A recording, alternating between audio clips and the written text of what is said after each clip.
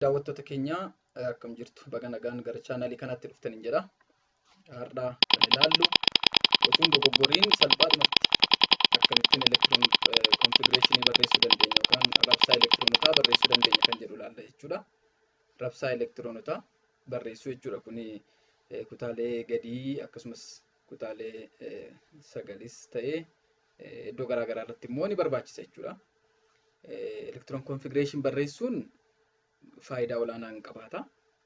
Keessattuu odeeffannoowwan elektiroon konfigureeshin irraa argannu maal fa'aa akka isaan ta'an baruun barbaachisaadha jechuudha. Maal fa'aa akka isaan ta'an baruun barbaachisaadha. Elektiroon konfigureeshinii tokko barreessinee kaane saabsheelii akkasumas immoo sheelii meeqaffaa irratti akka inni argamu achuma irraa arganna jechuudha. Saabsheelii meeqa keessa elektiroonii meeqatu jira? Guutuu moo haaf fiildii moo fuul fiildiidha kan jedhu elektiroon konfigureeshiniin odeeffannoowwan hedduu yookaan information baay'ee nu kennuuf nu tajaajila jechuudha. Mi'arra karaa salphaa ta'een yookaan immoo toon dogoggoriin jechuudha. Akkamitti barreessuu dandeenya takka takka tartiiba isaa dogoggorra waan ta'eef jechuudha. Kanumaaf kana qabadde dhiyaadheera mee waliin haa ilaallu. Elektiroon konfigureeshinii akkasitti barreessina waan jennee barreessina jechuudha. Yookaan rabsaa elektiroonotaa kan afaan oromoodhaan akkas jedhamu jechuudha.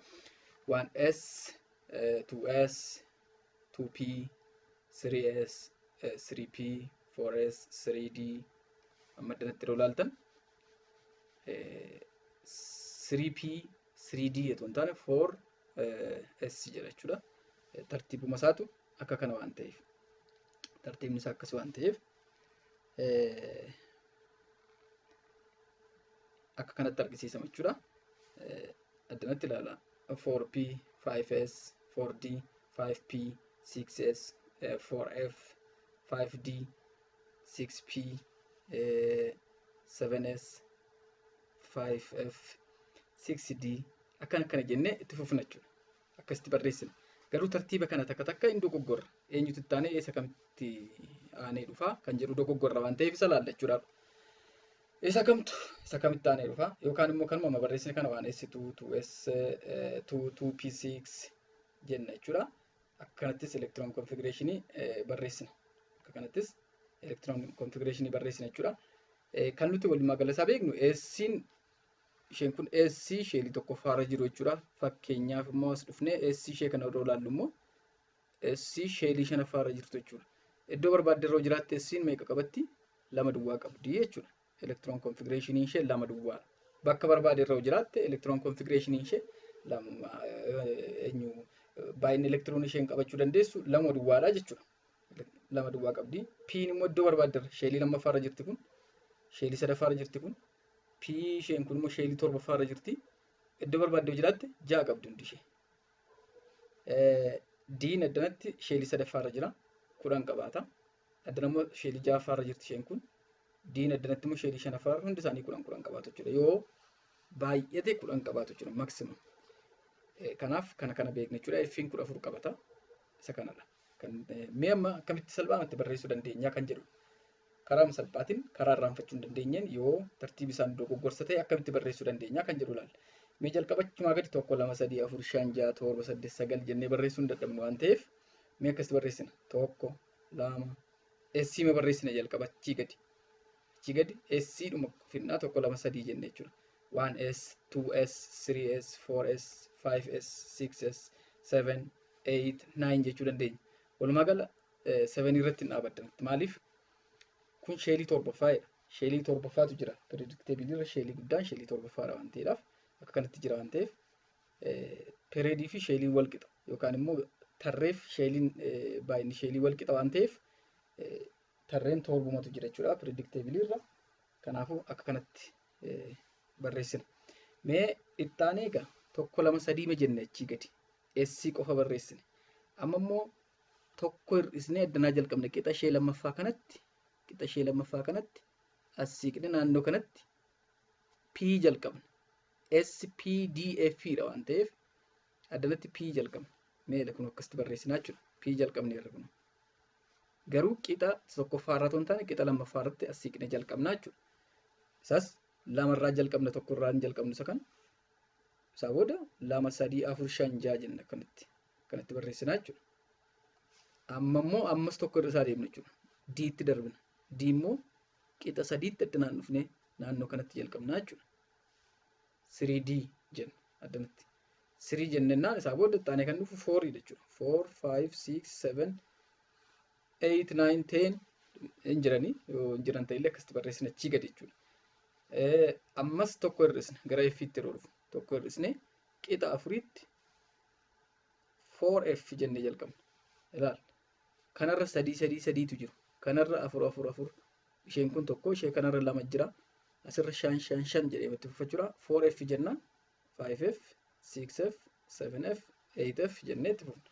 Itti aanee tokko hir'isnee G jenna addanatti jechuudha. Yoo jiraateef hin jiru. G jennee itti fufnaa jechuudha.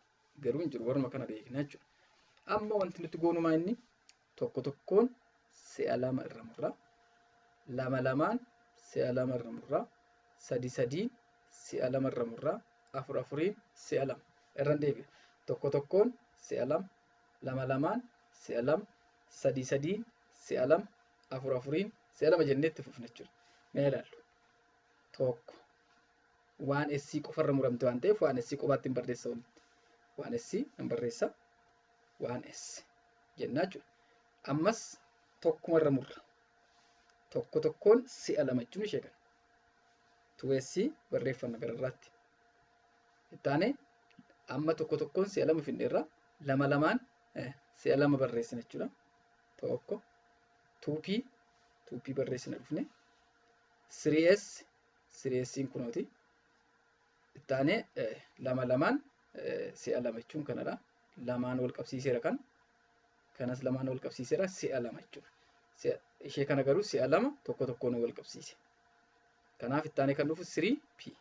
3P'n ittaanee dhufa. Ittaanee 4S'in ittaanee dhufa jechuudha.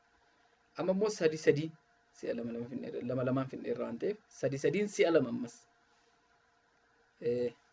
3D barreessina gubbaatti 4P ittaanee 5S ittaanee ammas ishee kanarra murraa jechuudha. Maaliif si'a lamarra murraa waan ta'eef. Sadiin si'a lama wal qabsiisna. Ittaanee 4D 5P 6S jenna. Amma immoo afuriin wal qabsiisna. 4F jenna gararraatti barreeffanna 4F 5D 6P 7S jennee barreessina. 4F 5D 6P 7S ittaanee ammas afur addana kana 8 akkana jirutti yaada afuruma ta'a jechuudha. Tokko, lama, sadii, afur akkana jirutti yaadneeti afuriin si'a lama wal qabsiisna. 5 si'a lama wal qabsiisna. Akkasitti deemna jechuudha. Amma afurii wal qabsiisna si'a lama. 5F akkas deemna waan ta'eef. Akkas deemna. Gara xiyya argisiisutti deemna jechuudha. 5F ittaanee 6D ittaanee 7P. Kan biraan akkasumatti 6F jennee itti fufna. 7D 7F jennee itti fufnaa jechuudha. Warra kanaan akkasitti barreessina. Tartiiba isaanii eegnee barreessina jechuudha. Haa ta'u malee addanatti 5F 6D 7P 8S jenna. 8S jenneeti as deebinee 6F jenna jechuudha.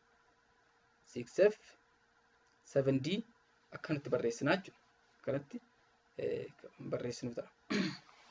Akkasittiin barreessinee hanga 7P'tti deemnirra ittaanee kan dhufu 8S'tu dhufaa jechuudha. Akkanatti barreessina. Kan biraan mee fakkeenyaan ilaallee haa xumurru. Write the electron configuration of tin atomic number isaa 50dha. Akkamitti barreessinaa kan jedhu ilaalla. 50 hammanni dhumutti barreessinaa. 1S 2 2S 2 2P6 3S2 3P6 4S2 meeqa fayyadamne mammaatti? Tokko lama da'u lama afur da'u ja'a 10 12 18 20 kana taane kan nuuf 3D 10 30 fayyadamneerra ittaane 4P 6 36 fayyadamneerra 5S2 4D 10 meeqa fayyadamne jechuudha hangaddanaatti 10 hangaddanaatti 10 20 30 36 38 48 lamatu nuuf jechuudha 50 guutuudhaaf lamatu nuuf okay ittaane 5P 2 jennee barreessina 5P 2 this is electron configuration 14 jenna kanarraa xumurreerra galatoomaa fayyaa ta'a. Bye.